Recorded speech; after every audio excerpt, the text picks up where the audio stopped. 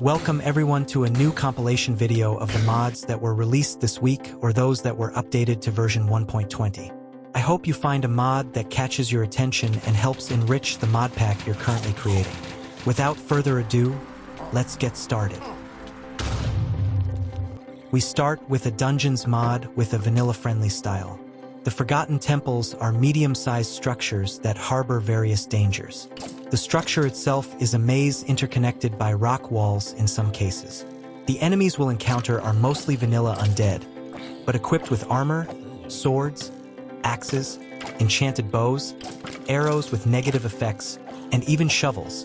They are usually not very dangerous enemies individually, but encountering groups of them can mean your death, especially if they corner you. My recommendation is to enter with at least enchanted iron armor, plenty of food, and most importantly, milk, because there will be creepers that explode, leaving a negative effect on the ground with practically infinite duration.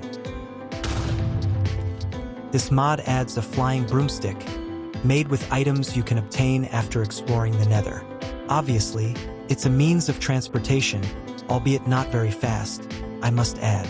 To increase speed, we have a witch hat, which allows us to boost the broom's movement speed. Even with this, the broom doesn't compare to Elytra, so I consider it a mid-game vehicle after entering the Nether but before entering the End, a vehicle for moving around easily without much resource usage. Tales from the Dune adds some items to the deserts, such as the possibility of finding Dune shards in pyramid chests. Husks now drop a new item upon defeat, Dune Souls. By combining both items, you can create the essence of the Dune, used in turn to create the Dune Light. This is a summoning item used during the night in deserts to summon 3 sand warriors, ancient warriors from the desert dunes, covered in dirt and wielding a new weapon that you can obtain by defeating them. The Sand Warrior's Scimitar, a sword with the ability to grant movement speed when running and pressing right-click while it's equipped in your hand. Additionally, attacking enemies with it will launch them into the air, causing fall damage, making it a weapon with a certain degree of utility. Cataclysmic Illagers is a mod complement to the Ender Cataclysm mod, where we encounter the Abyssal Master in the raids, an extremely powerful Illager, a mini-boss with the abilities of the Leviathan. It doesn't have a boss bar, but don't be fooled. It's capable of dealing a huge amount of damage in the blink of an eye. If I'm not dying, it's because I have the resistance effect at maximum. If I didn't have it, I would die instantly even while wearing netherite armor. It's an Illager so powerful that I recommend defeating Ignis first before facing it, to come with the best possible equipment. The mod has just been released, so I imagine they will balance it over time or leave it as the final boss. Vanilla Reformed adds a scythe that at first might seem like a tool, but it's not. It's a moderately damaging weapon that shines when enchanted with Soul Reaper, offering a small chance of dealing additional damage to mobs after hitting them. There's also a hammer that, unlike the scythe, functions as a tool, such as a pickaxe, but it's also a weapon designed to fit within vanilla tools, so they're neither too strong nor too weak. However, they can still be enchanted with pulverizing, hitting enemies so hard that they can be submerged underground, causing additional damage, and flaring with a small chance of sending enemies flying, causing damage from explosions in the air. Additionally, there are 3 additional blocks. A lamp that turns on and off with a right-click, a block that turns into a small technological golem, and a conduit capable of generating mobs one by one and, after use, enters a cooldown until its next use. Is content with a vanilla feel, but not entirely so. Imagine being able to encounter sirens in the oceans. Well, this mod adds these mythical creatures to the game. They are strong enemies primarily because they are fighting in their element and move very well in the ocean depths. Unlike you, who can easily drown, and even more so if you have to watch out for them enchanting you as they did with previous sailors. Upon death, they may drop sailor coins and their scales. Sirens are not the only hostile creatures in the oceans. We also have small squids that seek to take a bite out of you, or drowned pirates. These don't have any special abilities. They are Illagers who possibly fell under the charms of the Sirens. The important thing is that they can leave behind their special weapon, an anchor with better combat support, which performs a ground attack. Additionally, we have their ghostly version, some equipped with the anchor and others with its variant, which you can create by defeating them and obtaining ghost coins to upgrade it. It loses a large part of its damage, but with a right click, you can become a ghost and move some blocks without being detected. Furthermore, it's possible to craft a siren helmet, which allows you to swim without worrying about drowning, making this mod quite interesting when it comes to ocean exploration. ZenGarden allows us to bring Crazy Dave from Plants vs. Zombies into Minecraft as a new villager profession, using a gardening table. As you might imagine, he exchanges items from the game, like the sprouts, seeds that you must plant in tilled soil and which can grow with bone meal, resulting in pea shooters and sunflowers. The sunflowers will drop Big Sun, an item you can use to trade with Dave to keep getting items. The pea shooters will defend areas from zombie attacks. In the case of obtaining seed packets, these no longer require tilled soil and can be planted on any terrain. As you can see, the mod adds a few plants, so prepare your best defense against the forces of the zombies and defend your home at all costs. The only downside I see to the mod is that the plants tend to hit each other, which is obviously counterproductive. Other than that, the mod is truly ingenious.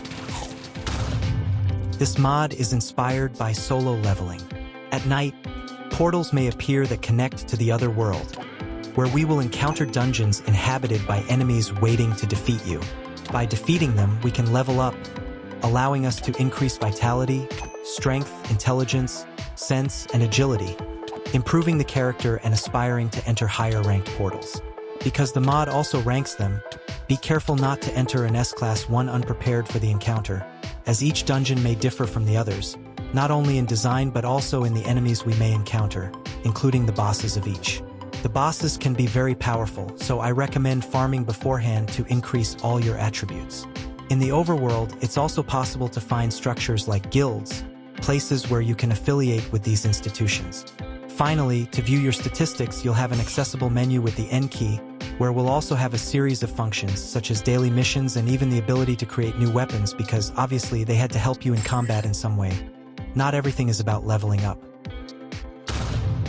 Calamity MC is a mod inspired by Terraria, which adds several structures, all of which contain chests with items. The structures are mostly similar to each other, differing only in the biome in which they generate. The items can be potions or objects that help you ascend to the surface quickly or teleport you to safe places. But besides this, you can also find items that you can use in the new workbenches to obtain various objects and materials. Among these are the items found in the altars, which help you summon two bosses. The Eye of Cthulhu, a flying entity that constantly spawns smaller eyes that are constantly harassing you. Additionally, when it reaches a certain life threshold, it becomes a much more aggressive entity. The other boss is the Desert Scourge, which appears to be an underground serpent that emerges to the surface to attack its prey. It is very strong and resistant, and it spawns with several smaller ones. It's a very interesting mod, especially if you enjoy Terraria. Call from the Depths is a mod that allows us to open the Warden dimension using a key made with items found in the ancient cities. The portal will transport us to a completely captivating and awaiting world, full of dangers that every adventurer hopes to encounter.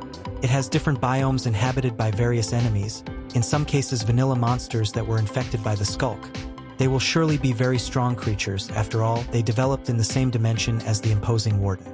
The biomes are very striking and curiously colorful. You will surely feel drawn to encounter them all. It's not a lonely dimension.